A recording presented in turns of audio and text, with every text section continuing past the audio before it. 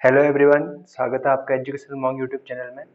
और आज का हमारा टॉपिक है, आज हमें पढ़ना है relation between electric field and potential.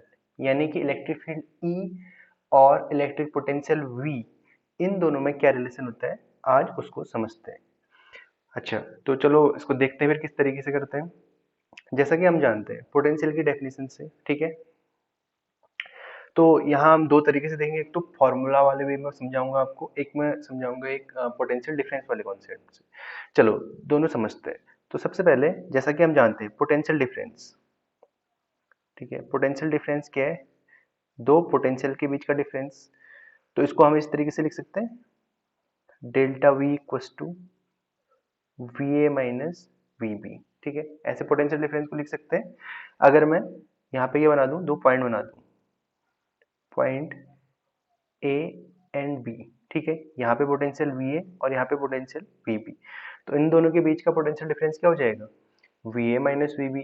अब जैसा कि हम जानते हैं, अब ये डेल्टा साइन के रिप्रेजेंट करता है डेल्टा साइन ये रिप्रेजेंट करता है कि डिफरेंस के बारे में, मतलब एक छोटी क्वांटिटी को डेल्टा वी या डी, इस साइन को बोलते हैं डेल्टा, ठीक है। और ऐसे अगर डीवी भी लिखा हो तो भी एक ही चीज है। अगर मैं इसको ऐसे लिख दूं डीवी, तो इसका मतलब भी यही है। ये डी और ये डेल्टा, ये दोनों क्या करते हैं? छोटी क्वांटिटी को रिप्रेजेंट करते हैं। मतलब इनके बीच का डिफरेंस क्या होगा? कुछ छोटी क्वांटिटी होगी, ये हम मान के चलते हैं, ठीक। अच्छा, जैसा कि हम जानते हैं पोटेंशियल डिफरेंस या पोटेंशियल, पोटेंशियल इक्वल टू क्या होता है? Work upon charge. हमने डेफिनेशन में पढ़ा था ना, डेफिनेशन में क्या पढ़ा था हमने? जब किसी पॉइंट चार्ज को इन्फिनिटी से किसी फाइनाइट डिस्टेंस में लेके आते हैं, तो जो वर्क करना पड़ता है उस चार्ज पे, वही उसका पोटेंशियल होता है, ठीक है। तो अगर इसको मैं लिखूं वर्क की फॉर्म में, अगर इन जैसे लेटर सपोज कोई पॉइंट चार्ज था इन्फिनिटी पे, तो वहां से हमें उसको उठा के लाए इस पॉइंट पे, ठीक है। तो हमें कुछ वर्क करना पड़ा होगा, तो इसको मैं वर्क की फॉर्म में लिखने की कोशिश करता हूँ। तो मैं क्या लिख सकता हूँ? डेल्टा वी इक्वल टू क्या लिख सकता हूँ? डब्ल्यू अपॉन, अगर मैं पॉइंट चार्ज को क्या बोल देता हूँ? क्यू, तो डब्ल्यू अपॉन क्यू लिख सकता हूँ, या v a minus v b equal to W upon q. अब वर्क इक्वल टू क्या होता है? डब्ल्यू हो गया वर्क, वर्क इक्वल टू होता है क्या? फोर्स इनटू डिस्प्लेसमेंट, ठीक है। जैसा कि हम जानते हैं वर्क इक्वल टू क्या होता है? Force into displacement upon charge, ठीक है। अच्छा, अब फोर्स, देखो फोर्स, फोर्स और इलेक्ट्रिक फील्ड में क्या रिलेशन होता है? अब देखिए, जहां चार्ज होगा तो चार्ज से कुछ ना कुछ इलेक्ट्रिक फील्ड भी होगा। अब फोर्स और इलेक्ट्रिक फील्ड में भी रिलेशन हमने पढ़ा है, क्या पढ़ा है? एफ इक्वल टू क्या होता है? ई इंटू क्यू, ठीक है। ये तो फोर्स की बात हो गई। और डिस्प्लेसमेंट, अब मैं ये जो डेल्टा बोला है, तो डिस्प्लेसमेंट भी इसी के अकॉर्डिंग ले लेता हूँ, क्योंकि छोटी डिस्प्लेसमेंट भी होगी, ये मान के चलते हैं, ठीक है। तो छोटी डिस्प्लेसमेंट ले लेते हैं, तो मैं उसको डेल्टा लिख सकता हूँ या डी आर लिख सकता हूँ अपॉन क्यू, ऐसा आएगा। तो यहाँ क्या हो जाएगा? क्यू से क्यू कैंसिल, तो क्या मिल जाएगा? E into delta r. Delta v equal to क्या मिला? E into delta r. और अगर मैं इसको थोड़ा सा रिलेट करूं, तो ई इक्वल टू क्या लिख सकता हूँ? इस डेल्टा आर को इसके नीचे भेज दूंगा, तो क्या मिल जाएगा? Delta v upon delta are. एक रिलेशन तो ये हो गया आपका, ठीक है। एक रिलेशन आ गया इस फॉर्मेट में, ये। अच्छा, अब जो ये रिलेशन आया है, अब इसमें मैं थोड़ा सा और कुछ चीजें ऐड करता हूँ, ठीक। जैसा हम क्या लेते हैं वर्क डन, कैसे लेते हैं? निगेटिव वर्क डन लेते हैं। निगेटिव वर्क डन लेते हैं तो हमें क्या आना चाहिए? साइन क्या आना चाहिए यहाँ? निगेटिव यूज करते हुए चलना चाहिए। निगेटिव वर्क डन क्यों? क्योंकि हम क्या कर रहे हैं? किसी पॉइंट चार्ज को उठा के ला रहे हैं उसकी किसी पोजीशन से। जब भी हम किसी किसी भी बॉडी पे ऐसा कोई फोर्स लगाते हैं जिस जहां हमें मतलब उसकी इक्विलिब्रियम स्टेट से हटा रहे हैं।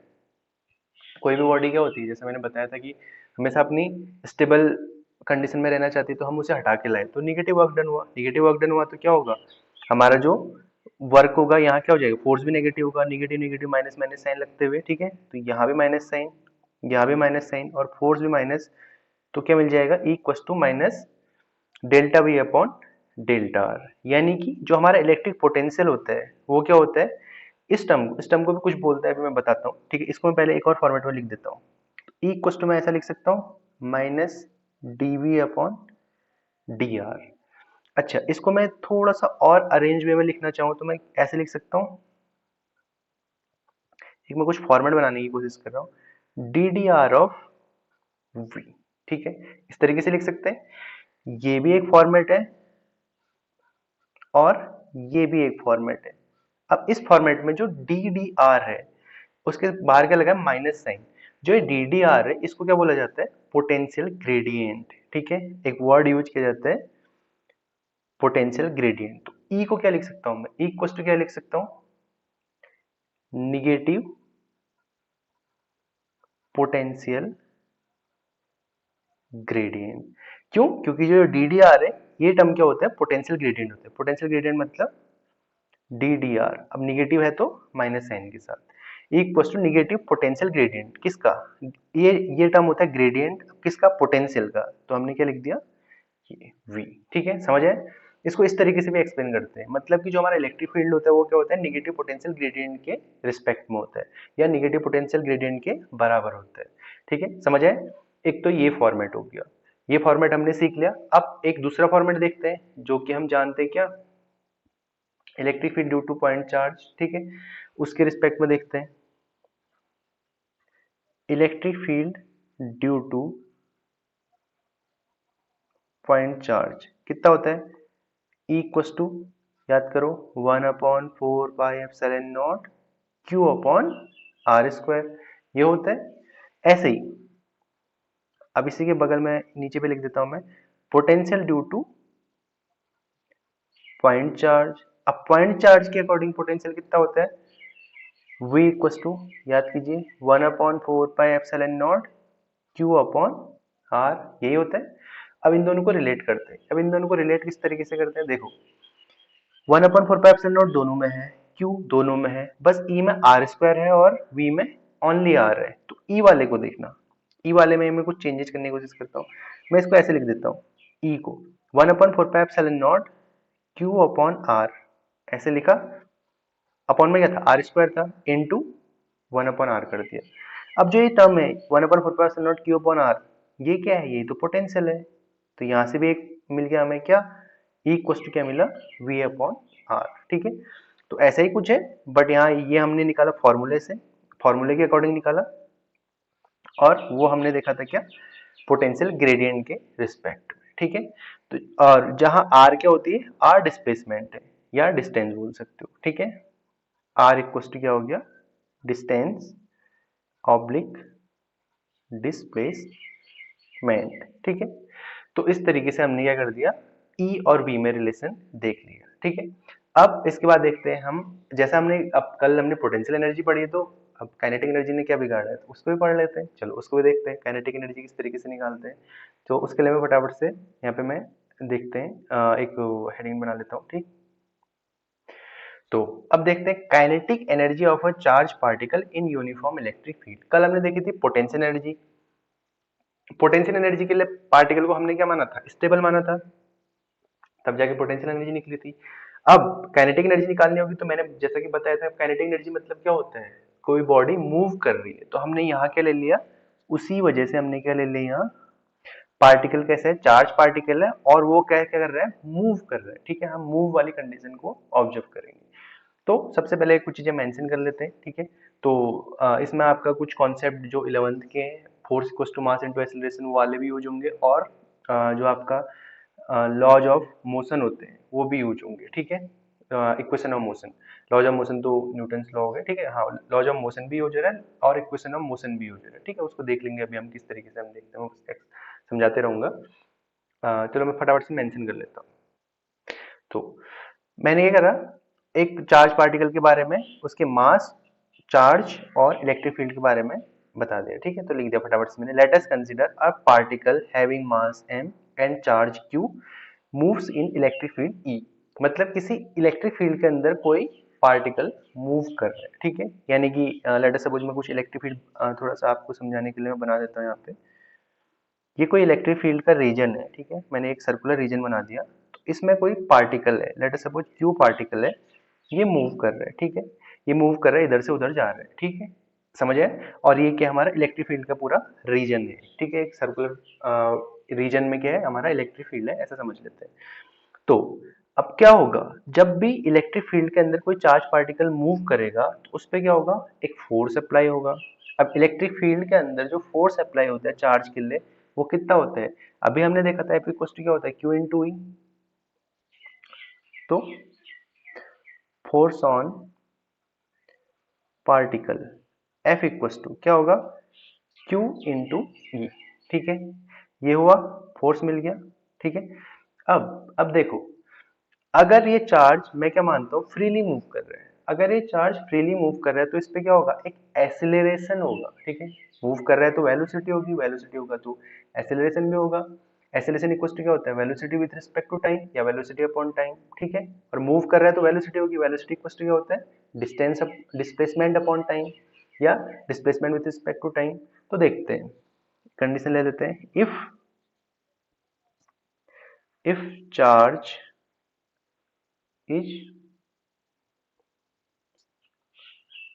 फ्री टू मूव, अगर चार्ज फ्री है मूव करने के लिए, इस इलेक्ट्रिक फील्ड के अंदर वो फ्रीली मूव कर रहे हैं, तो वहां तो एसेलरेशन क्या हो जाएगा,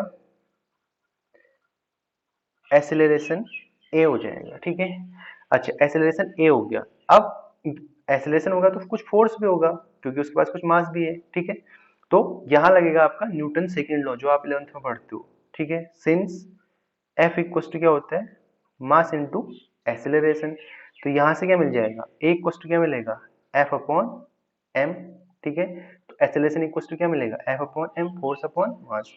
जैसा कि हम जानते हैं फोर्स कितना है, Q इंटू ई अपॉन m। ठीक है, तो ये तो आगे क्या हमारा एसेलरेशन आ गया। ठीक है, अब एसेलरेशन आ गया है तो अब हम यहाँ क्या करेंगे, हम इक्वेशन ऑफ मोशन यूज करेंगे। अभी हम law of motion, second law of motion use कर लिया है। ठीक है, लॉ ऑफ मोशन क्या होता है, यही तो होता है न्यूटन सेकंड लॉ। ठीक है, 11th में आपने पढ़ा है।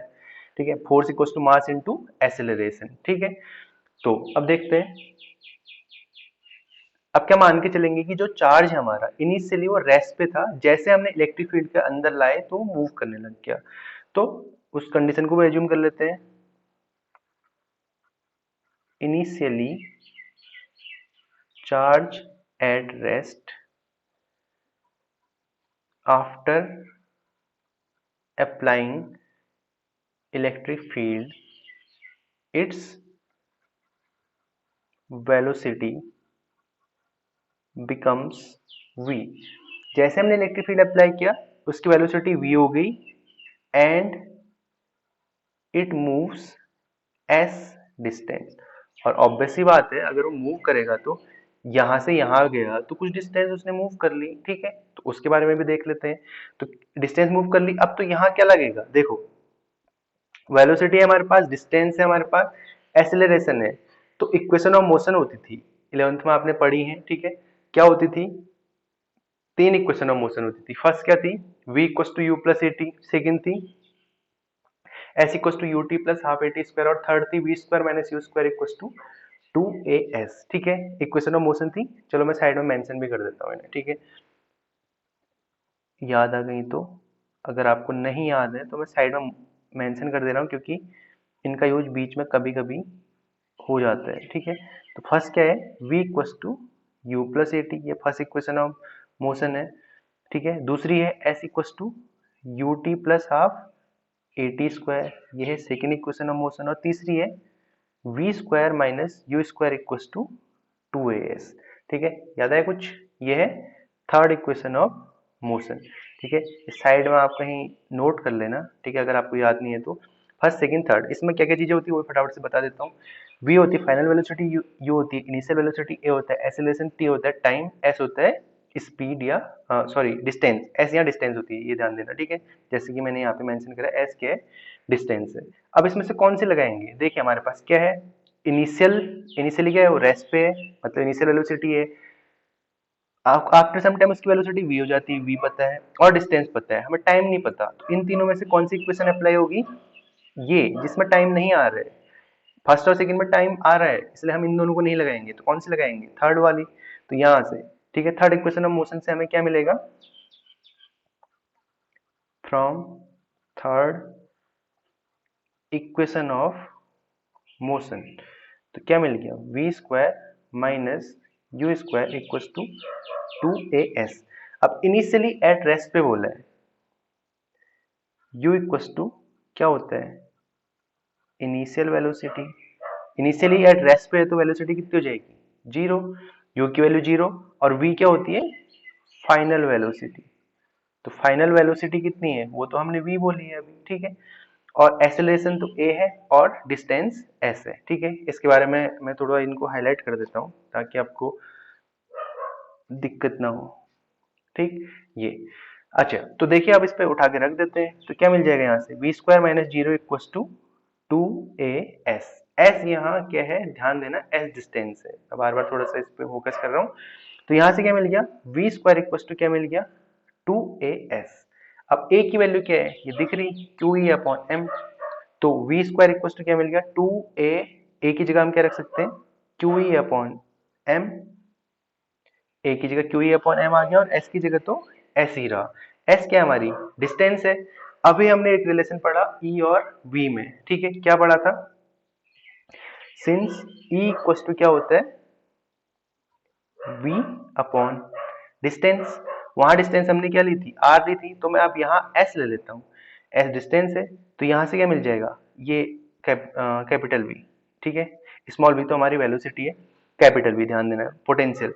तो v इक्वल टू क्या मिल जाएगा, E इंटू एस, यानी कि ये पोटेंशियल की फॉर्म में आ गया, ठीक है। अब इसका यूज करते हैं यहाँ। तो वी स्क्वायर की वैल्यू क्या आ जाएगी, देखिए आप, तो वी स्क्वायर इक्वल टू क्या आ जाएगा, 2q अपॉन m। और E इंटू एस की जगह हम क्या लिख सकते हैं, कैपिटल V। ये क्या है, पोटेंशियल वाला V। अब ये वी स्क्वायर क्यों निकाला, क्योंकि काइनेटिक एनर्जी इक्वल टू क्या होता है, हाफ एम वी स्क्वायर, इसी वजह से हमने निकाला, ठीक है। और फटाफट से हम काइनेटिक एनर्जी निकाल सकते हैं, ठीक है। तो काइनेटिक एनर्जी कितनी आ जाएगी, देखिए, तो काइनेटिक एनर्जी का फॉर्मूला क्या होता है, हाफ एम वी स्क्वायर। तो काइनेटिक एनर्जी इक्वल टू क्या होता है, हाफ एम वी स्क्वायर। तो यहाँ से क्या मिल जाएगा, half M into 2qv upon M, ठीक है। अब m से m कैंसिल और 2 से 2 कैंसिल, तो काइनेटिक एनर्जी इक्वल टू क्या मिल जाएगा, q इंटू वी, ठीक है। तो इस तरीके से हमने क्या देख ली, काइनेटिक एनर्जी का फॉर्मूला भी हमने निकाल लिया। अगर चार्ज मूव कर रहा है तो हमने पोटेंशियल एनर्जी भी देख लिया, काइनेटिक एनर्जी भी देख ली है। अब जैसा कि एनर्जी की बात चल रही है तो एक छोटी सी चीज़ मुझे याद आ गई है, तो इसको भी मैं बता देता हूँ, ठीक है। ये कभी कभी एग्जाम में 1 मार्क्स के क्वेश्चन या कभी इससे रिलेटेड कुछ कन्वर्जन टाइप की चीज़ें आ जाती हैं। तो स्मॉल यूनिट ऑफ एनर्जी, अच्छा एनर्जी की यूनिट क्या होती है जानते हैं आप, वही होती है जो वर्क की होती है, जूल, ठीक है। अब एक स्मॉल यूनिट भी है यहाँ के लिए, उसको बोला जाता है क्या, इलेक्ट्रॉन वोल्ट। अब इलेक्ट्रॉन वोल्ट का कभी कभी जूल में कन्वर्जन पूछ ले जाते हैं, तो इसको मैं थोड़ा सा एक्सप्लेन कर देता हूँ, छोटा सा टॉपिक है, ठीक है। इलेक्ट्रॉन वोल्ट क्या होता है, बेसिकली यहाँ हम कर रहे हैं छोटे चार्ज पार्टिकल की, यानी कि इलेक्ट्रॉन और प्रोटॉन के रिस्पेक्ट में, मतलब बहुत ही जो पॉइंट चार्ज होते हैं उनकी एनर्जी को हम इलेक्ट्रॉन वोल्ट में काउंट करते हैं। और जनरली जो बड़ी एनर्जी जो होती हैं, ठीक है, किसी बड़ी बॉडी का जिसके पास अच्छा खासा मास है, उस बॉडी का अगर देखेंगे तो वो जूल में होती है, ठीक है। तो नॉर्मल जो यूनिट होती है वो होती है जूल। जूल एनर्जी की वजह से बहुत सारी यूनिट होती है, जूल भी होती है, कैलोरी में भी आती है एनर्जी, ठीक है। जैसे आपने देखा होगा ना, जो हमारे चिप्स लेज हुए जाते हैं उनके पीछे किलो कैलोरी के फॉर्म में आपको दिया जाता है, ठीक है। तो फूड एनर्जी के रिस्पेक्ट में, तो अलग अलग रिस्पेक्ट में एनर्जी अलग अलग तरीके से आती है। तो यहाँ पॉइंट चार्ज पढ़ने, तो यहाँ जो एनर्जी आती है वो इलेक्ट्रॉन वोल्ट के रिस्पेक्ट में लिखी जाती है। तो अब इलेक्ट्रॉन वोल्ट का जूल में कन्वर्जन पूछ ले जाते हैं, बहुत ही ईजी है, बस ध्यान से आप समझना। तो 1 इलेक्ट्रॉन वोल्ट, ठीक है, 1 इलेक्ट्रॉन वोल्ट इक्वल टू होता है ई मतलब क्या होता है, इलेक्ट्रॉन पे चार्ज। इलेक्ट्रॉन पे चार्ज कितना होता है, 1 into 1.6 into 10⁻⁻19 Coulomb into volt, यही तो होगा, Coulomb into volt. Coulomb into volt ये क्या होता है, यही तो होता है जूल, ठीक है। वी वी इक्वल टू क्या होता है, W upon Q. V equal to क्या हो जाएगा, डब्ल्यू अपॉन क्यू, ठीक है। यहाँ से देखना, V equal to W upon Q, V की वोल्ट, डब्ल्यू की जूल, सी की क्यू की कूलॉम। तो जूल इक्वल टू क्या मिलेगा, वोल्ट इंटू कूलॉम, ये मिलेगा, वोल्ट इंटू कूलॉम। तो वोल्ट इंटू कूलॉम आ गया, यानी कि हमारा जूल में कन्वर्ट हो गया। तो 1.6 इंटू 10⁻⁻19 जूल, ठीक है। एक इलेक्ट्रॉन वोल्ट में कितने जूल होते हैं, 1.6 इंटू 10⁻⁻19 जूल होते हैं, ठीक है। तो एक छोटी सी चीज़ थी, ये भी आप याद रखना, ठीक है। तो हमारा क्या हो गया, पोटेंशियल एनर्जी, काइनेटिक एनर्जी, हमने एनर्जी भी देख ली पॉइंट चार्ज की, ठीक है। अब आगे इससे रिलेटेड कुछ और चीज़ें हम नेक्स्ट लेक्चर में देखेंगे, ठीक है।